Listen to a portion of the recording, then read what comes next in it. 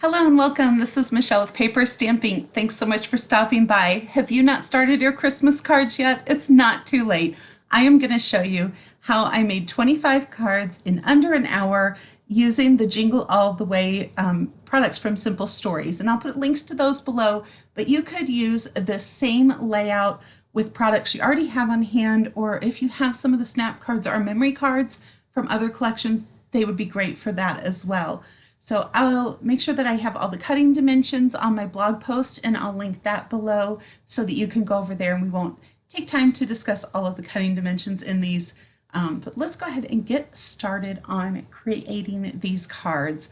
So the first thing that I did was I separated out the cards, and I kind of looked through the smaller ones to determine ones that I thought would be good for card design fronts. And these are all double-sided, so you have so many options.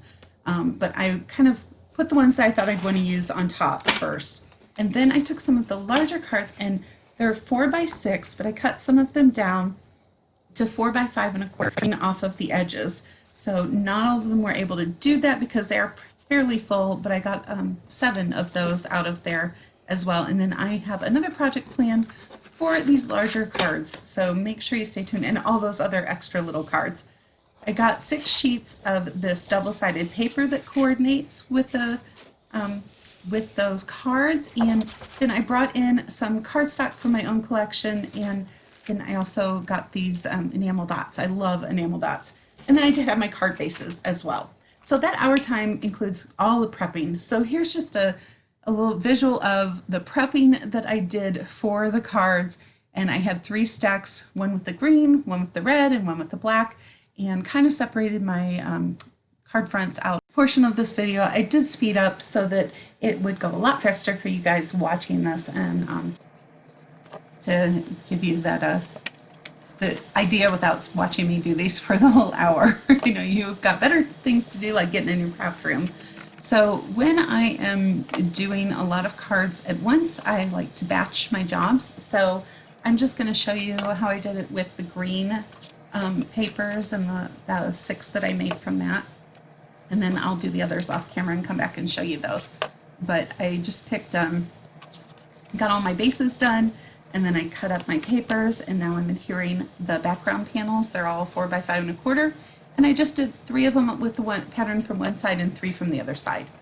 And then I've already pre-cut all of my backgrounds or my matting layers, and those are included in my time that I took. It didn't take me that long to cut those down because I had some standard dimensions.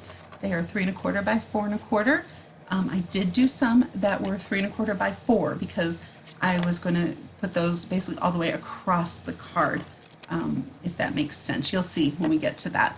But you could easily do them all at 3 1/4 by 4 1/4, and then just trim those ones down that you didn't need the excess on. So I'm running my trimmer to just cut this matte layer down super thin because I tried to fix something where it got off on the trimmer and had one of those little fuzzies, and I cut too much off. You guys have never done that, right? You guys all have perfect cards.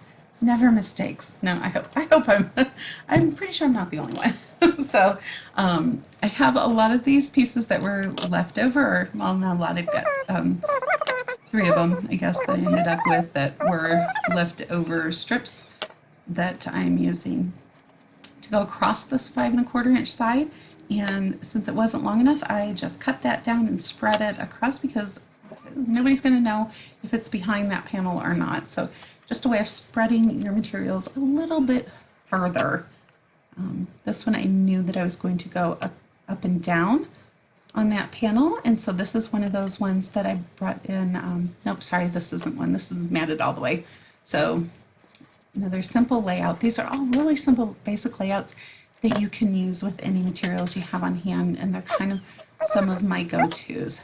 So because the paper actually has that registration band at the bottom, we get a little bit extra than the 12 by 12, so I was able to use those thin strips there as well to get a little bit more pattern on them. So lots of fun with that, and trying to mix and match the patterns, one for the band that goes crossed and a different one in the background. I didn't end up doing that on all of them, think I made a mistake on one of them. I don't remember if it's in this batch or another one, but hey, it works fine. And so these last two, I don't have any of those bands, so I am just putting them, one of them kind of a little wonky, and one of them right down the middle. So before you get started laying out, if you want to, or starting adhering, you might want to kind of lay your pieces out and see what ones you want to put where, and then do all of your adhering things down at once. Just doing a quick run through of all the cards that I made, and we're going to come back and embellish those at the end. So that's the first 18, and now we're going to get into those larger pieces, and those are so simple. All I did was just adhere those to my background. I didn't worry about a matting layer. I went very simple with these, and we're going to do a little bit of embellishing to glam them up, but other than that, I think these panels are just so beautiful. They don't need a lot. If you wanted to do a, like 1/16 inch mat around the outside, you could do that. Or if you wanted to do a colored base for your cards, I kept it simple for me when I'm batching. Again, keeping it simple makes it go quicker. So using white bases for all of my cards just meant I didn't have to think about which ones went with what. So there's our other 7 cards. So we have 25 total cards. We're going to bring in some embellishments and some of those little scraps of cardstock that are left. And I'm just going to add some of them, some banners, some of the embellishments, and I am going to bring in my Wink of Stella pin. If you don't have a Wink of Stella pin, you need to get one. These are my favorite things. They just add a little bit of shimmer. It's just a shimmer paintbrush, if you haven't heard of them, is basically what it is. And so it just gives you that little bit of shine. Now some of these, I just thought they had enough on them that I didn't need to even add any embellishments. One of the things I like to do is take 3 embellishments, enamel dots like I did there. They're varying sizes, and line them up. Remember to always vary your sizes or vary your colors on your embellishments when you're using things like enamel dots. It just adds more interest, or sequins. If you have some varying in the sizes or in the shapes or in the colors. So I'm bringing in that Wink of Stella pin, and I don't know that it's going to show up that well for you guys on the camera here, but it has just this little touch of shimmer in there, and so I love using that as an accent. I like to, when I'm doing my accents, do them in groups of odd numbers, typically 3, because I just don't feel like I need to use a ton on them, but sometimes I get a little carried away. I might make it 5 or 7, or if I don't know why when I'm using sequins I tend to use a lot more than when I'm using my enamel dots. So again, just putting a little banner up there at the top just to fill in some of that white space and add a little bit of interest. I love using my Tombow Mono Multi glue, the wet glue, any kind of wet glue, but I love the Tombow Mono Multi, or the Art Glitter glue is another one I've been using a lot of lately. And it just gives me that little bit of room to shimmy things and shift them around if I don't get it laid down exactly where I want it. So this one I decided I was going to put some dots on there, and then I thought I'm going to bring in that Wink of Stella pin again and just give it a little bit of shimmer.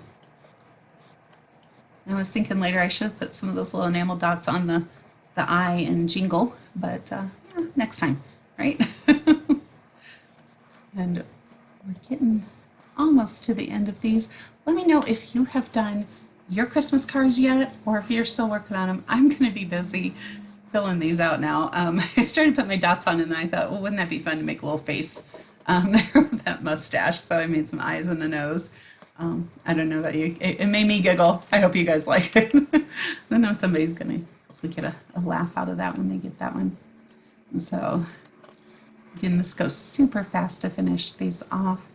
I'd love to know how many cards you send out in a year. And don't think of this just for Christmas cards either. You can use the same technique for any style of cards if you need to get a bunch of them done quickly. So if you don't have the little cards that have your patterns stamped, 3 or 4 images, they're in about that 3 by 4 inch size, and then you can just mix and match those as well. So you can always adapt this to your needs. It's a great technique and layouts to use all year round.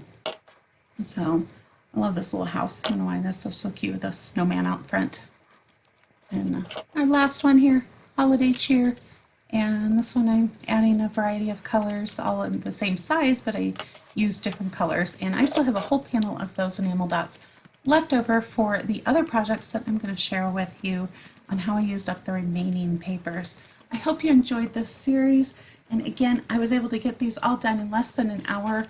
Until we talk again. Oh, if you haven't already done so, please like and subscribe. It really helps my channel out. And until we meet again, make sure you grab your paper, stamp, and ink and do something creative.